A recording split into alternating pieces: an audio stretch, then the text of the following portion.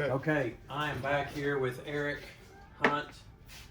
We're going to get this bottom bracket figured out, but first I have to introduce a special guest, Miss Ginger, down here. I hope you guys can see her.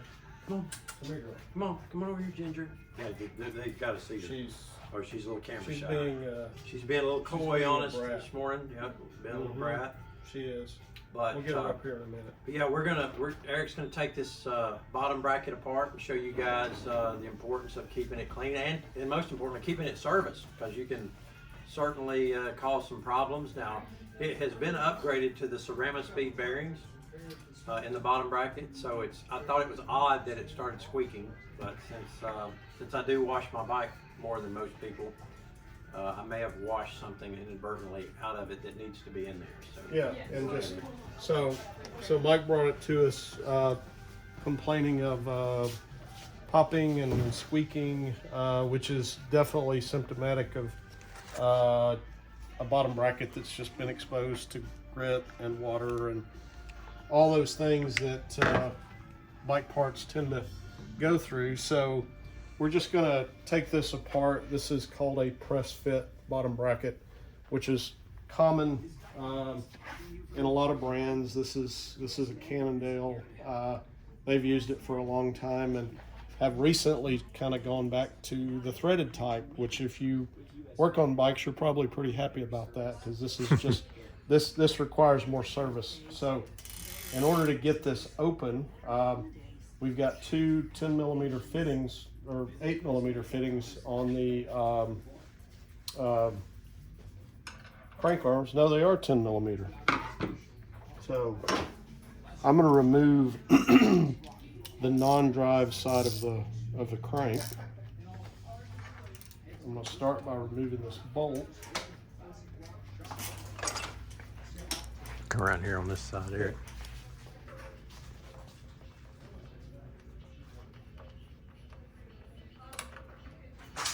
And initially, you know, there's a good bit of grease on this bolt. That's a good sign. But we need to get in deeper. I am noticing, before I actually get into the bottom bracket area, I don't know if you can zoom in on this, Mike, but there's a good bit of dirt along the edge of that bottom bracket assembly. Yeah, we see it. And that is definitely something that is a strong indicator that's causing that popping noise that Mike kind of brought it in for. And there's a special extractor tool that Cannondale makes for this bike. Yeah. And we have to get this tool installed. Use a little different wrench here. So this part goes in first. We want to make sure we get this fully into the bottom bracket spindle. And this is the outer part.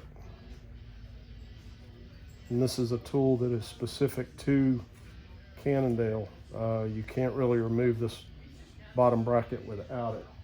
And I want to get crescent wrench and just make sure this tool is fully in the crank arm, because if it's not, you can rip the threads right out of the crank arm, and you don't want to do that. Not be good, huh? Not good. So now we put our 8mm Allen wrench in here, and we're going to turn this counterclockwise. And it's going to lift the crank arm right off of the spindle.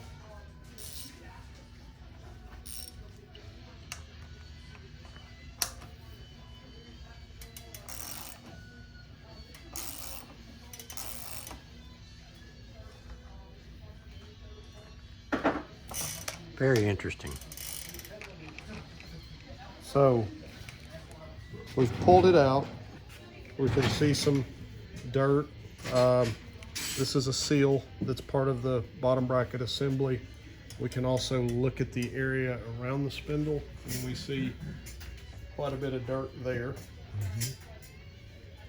So now, I'm gonna go get a mallet.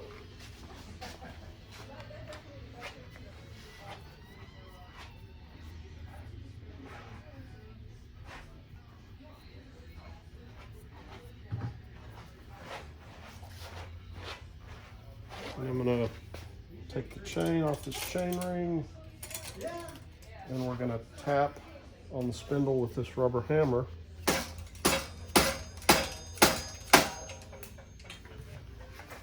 This is another part of the bottom bracket that comes off. These are basically, we call them wave washers that give us Space. the right tightness and looseness as far as the lateral adjustment on the crank assembly. And the spindle's just going to walk itself right out of the bottom bracket.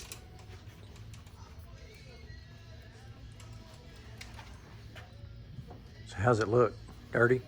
It looks kind of dirty and dry at the same time, if that makes any sense. Oh yeah. Shouldn't be dry. I tend to put probably too much grease in an assembly like this, just Right. because it really keeps the noise Down. away for a longer amount of time. Right. There we go. And you can see the spindle itself is pretty clean, although I am seeing some moisture right along here, and as I'm running my finger around this, you can see just how dirty this is. And I mean, all in all, this is not bad, but for this type of assembly, it's probably time to get it serviced, which what I'm going to do next is just kind of feel the smoothness of these bearings. Mm-hmm. And they both feel pretty good. I don't really detect anything that would lead me to believe they need to be replaced. I think they mainly just need cleaning and re-lubricating. So Okay. Very good. I'm gonna It's always good news. you can see the dirt, and it's very moist dirt. So Yeah. probably due to the fact that you do Wash it a wash lot. it, a fair amount. Every 3 to 4 rides. So it's really dirty right now. Yeah. I know Jason, he laughs at me when he hears me say that my bike's dirty, and it's usually cleaner than his is after he washes it. Dirty is a relative term. It That's just right. depends on who you're talking to. That's right. Some of the bikes we get in are unbelievably dirty. Yeah, we'll have to do a segment on my next visit on tires and how you rebuild. I was telling them when you went to get a tool on a previous video, you went to get the link for the chain, and I was telling them about how you rebuilt the wheel. Mm-hmm. So we'll definitely have some videos, guys, a video from Eric on how he rebuilds a hub and wheel and respokes, and it's just amazing how he redid that entire rear wheel. We do a lot of wheel builds in our store. Yeah, and it's very rare because in Knoxville we couldn't find anyone, and we were very grateful that we found Eric, and that's how we actually started getting him to service my bike, is through his wheel business. So, just kind of show you my rag. I mean, it's not terrible, but the thing that's more telling to me is the fact that it has just a very sparing amount of grease on it. And some of you may have strong opinions about how much grease you put in them, but my personal experience is that if you don't have grease on every single part and you get grit and water in there, it can actually create that noise, which is why Mike brought it to us in the first place. Oh, it's it's not horrible. It's not the end of the world if it makes noise, but it certainly is not an ideal situation. You're Aggravating. riding and you got 2 or 3 guys around you, and all of a sudden your bike starts popping, and they're like, "Man, what's going on with your bike?" Yeah. So it's a good idea to kind of stay on top of this. And How often, Eric, would you say that would be good to have that serviced or cleaned?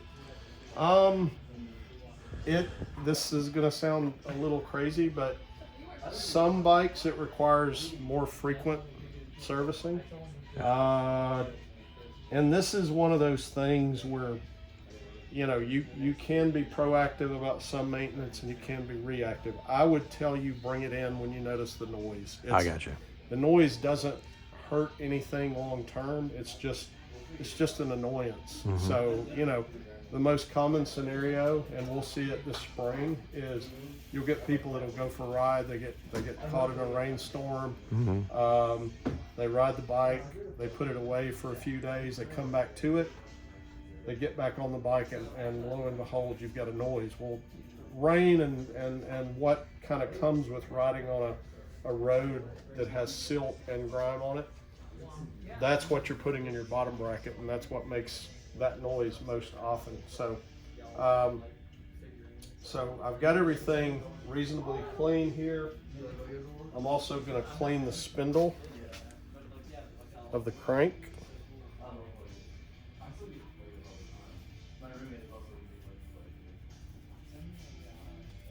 And there are seals on the, and that's a seal on the drive side, which is actually a little more protected than the left side, but you can see just how nasty this thing is. If I clean this, you'll see that there are basically Cannondale logos all the way around this. And it's a bearing shield. It's put in there to actually protect the bearings that make your crank turn. So so we want to make sure and thoroughly clean all these little parts. And this chainring configuration is kind of interesting. Cannondale has a line of parts that they've made over the year called SI, which stands for System Integration. And in this case, they've basically taken a piece of billet aluminum. They have carved the small chain ring and the big chain ring into one big spider. And it makes it stiffer, it makes it lighter. And then you bolt, or you have a fitting here that actually connects the crank arm to the spider. So this is a really nice high-end crank set. But the bad part about it is that if you wear out one ring, you've got to replace both because these are made as one unit. So also something to kind of factor into the budget, because these are not cheap by any means. Couple of $100. Yep. Yeah. So I've priced them. While we've got it off, I'm just gonna lightly clean the chain rings. And you can see the wear that starts to develop on these.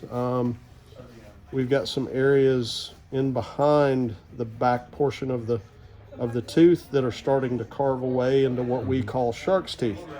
And you will reach a point where they get so sharp that they no longer are able to hold the chain. So the chain is trying to mesh with these worn teeth, and it's just not able to. That's an indication that you need to buy new chain rings. Gotcha. So this one is pretty well worn, but it's not worn out. We're not right there yet. So everything's nice and clean. I am going to clean these last few little. This is a dust shield for the left side.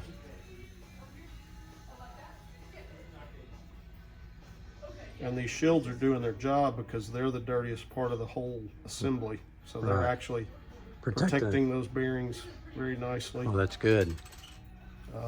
Here's our wave washer.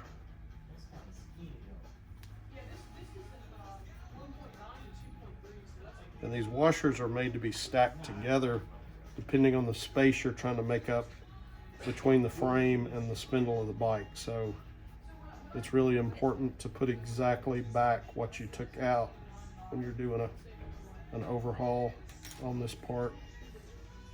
And then this is just a spacer to fill the void a little bit. This is almost like a nylon material. It's very pliable. Perfect. So I'm gonna use a little bit of grease. This is a Shimano grease. Oh wow. Okay. And I'm gonna coat all the areas around the bearings and the spindles, and then all those fittings that we just got through cleaning. We're gonna clean all those, or lube all those, because that's where these noises can develop. Is you've got parts of different materials, you've got a steel bearing jacket, you've got an aluminum spindle, and as you're applying torque to this, those different materials are very susceptible to make noise. So, and again, you can't use too much grease as far as I'm concerned.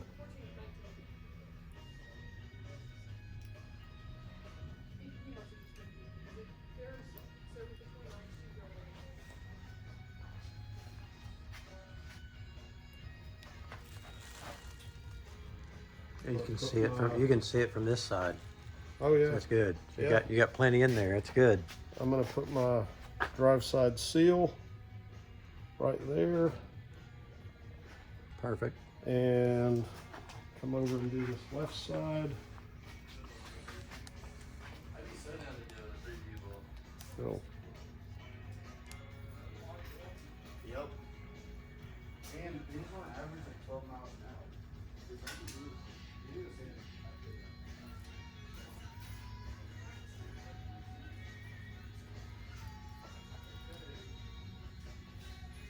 Probably a good idea to do this once a year, isn't it, Eric? yeah, at least I would say, with as much as you ride. I don't know if you do ride even on wet roads. Not but- wet very often. Yeah, but wet roads will accelerate the. Yeah. Only if I get caught. Yeah, In- that's in the most rain. people. Yeah. Nobody. Yeah, I don't like Really? to start a ride in the rain. Exactly. Yeah. Yeah. So we're good there. I'm okay ending a ride in the rain, but I don't like starting one. Yeah, but it usually, when you get a bike wet in whatever capacity, that's when you'll start getting these noises, like a popping and cracking in your bottom bracket. Yeah. So we've got our seals in place. And we're gonna take the crank. Got the spacers and everything there. Yep. I'm gonna remove the Cannondale tool that we used to take it out.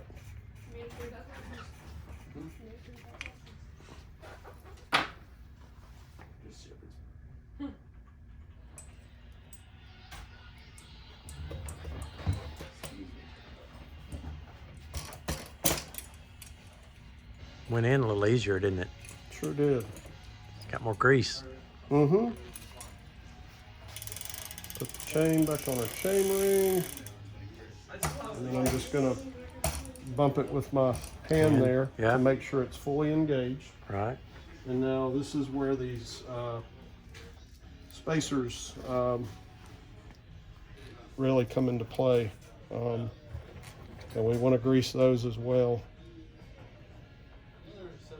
I see a lot of new bikes that will come to us that really have little to no grease in this part of the bike. Oh, really? And, yeah, I think just for the speed of manufacturing, a lot of times they don't fully grease them like you would at a shop. Mm-hmm. So.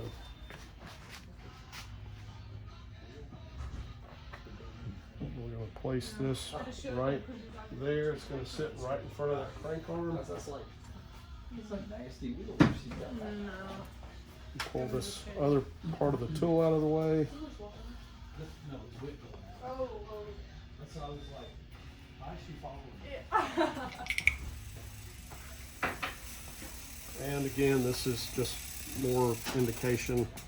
We've got a little bit of grit all the way around there, and that grit simply comes from what you pick up when you're Riding. riding on the road. Yeah. There's grit and everything. So we want to wipe all that out.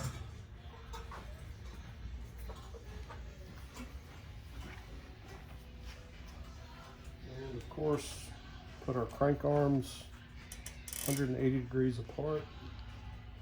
Makes them ride better. A lot easier to pedal that way, isn't it? No doubt. And I'm going to just lightly thread this bolt in. Now this is a really important part of Torque specs on it. torque spec on this is really important. And the torque spec is actually written on the crank arm. This has a torque spec of 40 Newton meters, which that's something else you'll find in bikes, is that most everything is written in metric form. So I'll always make jokes about how carpenters can build a house, you know, using a 32nd of an inch, and I just can't wrap my mind around those measurements. But 5, 10, 15 millimeters or 40 Newton meters makes sense to me. So I'm gonna grab my torque wrench. All right. Here goes Ginger. She's checking out a customer. Ginger's checking out a customer That's up there. the original owner of the shop. Oh, is it? Yeah, that's Tom Owen. Oh, wow. That's kind of cool.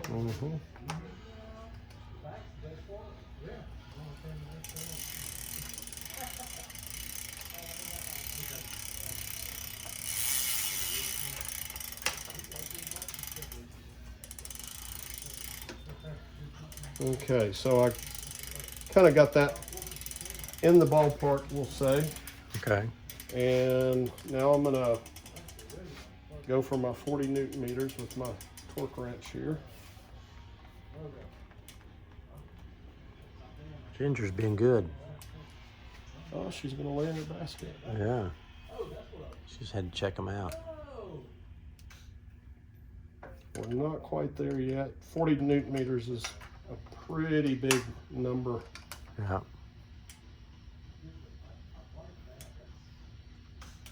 We're getting there. We're at about 35. I guess this is important to keep the crank stable, isn't it? Well, to make sure you've got enough pressure on this bolt that the crank arm doesn't wallow Wallow, yeah. away. I mean, I think this crank arm's $150, something like that.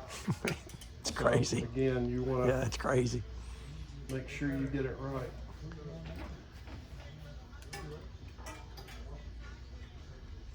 And there we are at 40. Perfect. Another telltale is I can spin this, and it's very free to spin. And this silver kind of wave washer will slightly flatten out, and that's how you know. Now, if it were completely flat, Yeah. that would be an indication that we need to add some more spacers, and then we would actually have a little bit of lateral movement in this crank assembly. But this one's nice and tight laterally, but it's still very free spinning.